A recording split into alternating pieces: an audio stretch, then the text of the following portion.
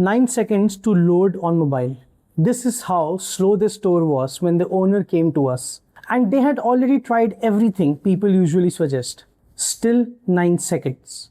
Here is what we actually did. First, the hosting. Most stores are on basic cheap hosting, where hundreds of websites share the same server.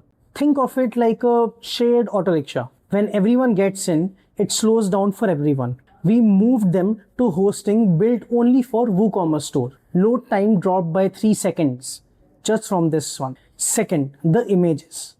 Every product photo was 3 to 4 MB. That is like sending someone a full HD movie just to show them a picture of a shoe. We converted all images to a smaller modern format called WebP. Same quality, loads 4 to 5 times faster. Third, the plugins. Over the years, they had installed a lot of them. Some useful, some completely forgotten. But every plugin loads on every page, whether it is needed or not.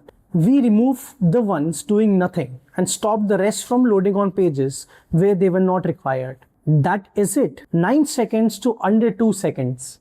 No new platform, no redesign, no big investment. Just fixing the right things. We have written a complete guide on this. Every fix explained properly with the checklist you can use on your own store. Check the comments for the link.